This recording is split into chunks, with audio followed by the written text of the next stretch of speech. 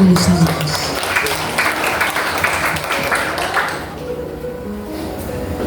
Kuya, may punta mo igsoon. Tugnaw ka ba? Medyo. Medyo kitugnaw. Maayo ba ang Ginoo mga igsoon? Tarungan kayo nato na atong pagtukang sa tanang panahon. Kayo sa dahil mga sitwasyon sa atong kinabuhi ka, isod, naata sa balatian, naata sa ilaw sa di nato masabtan na ikaw. Hello. Dili nato masabtan ng mga sitwasyon.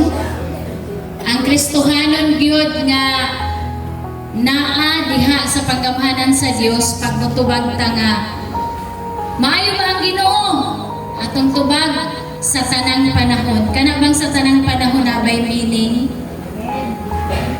Nabisan sa panahon nga wa kay bugas. Kanang literal gyud nga wala kay bugas.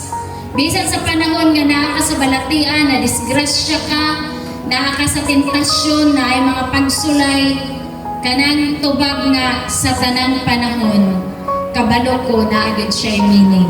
Busa palakpakan nato atong buhit na Diyos. Magisgutan ining kabuntagon mga igsuon sa pulong sa Ginoo, mahitungod sa gahom sa balaang Espiritu Santo sa atong kinabuhi. Usa ni siya ka topic nga dugay na nako sige giunahuna sa ako ang hunahuna og kasing-kasing ko nga Lord, lisod man ni nga topic kay Holy Spirit. Unya dili tanang tao motuog Holy Spirit. Naagid uban nga ang Holy Spirit pulong ra, ang Holy Spirit emotion ra, ang Holy Spirit mura na siya hangin na ma-feel na ko sa akong lawas kunya mag-speak in tongues na dayon ko. Mao ba na ang Holy Spirit igsuon? So before ta mo deep dive sa pulong sa Dios nining adlaw mga igsuon ato sang himayaon ang Ginoo pinaagi sa ato ang paghilom ug pag-ampo. Manindog tang tanan. Kung namoy mga Biblia ato kining ablihon diha sa Book of John chapter 7. Yeah, mag-pray dayon ta mga igsuon. Book of John chapter 7 verses 37 to 39. Juan kapitulo 7 versikulo 37 hangtod sa 39.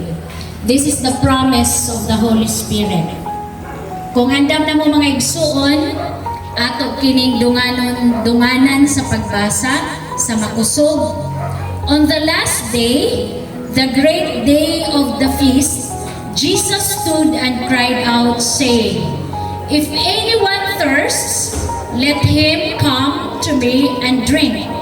38, "He who believes in me, as the scripture has said, out of his heart will flow rivers of living water." 39, "But this he spoke concerning the Spirit, whom those believing in him would receive, for the Holy Spirit was not yet given, because Jesus was not yet glorified." Hallelujah. Mag-ampo ta. Lord, ania kami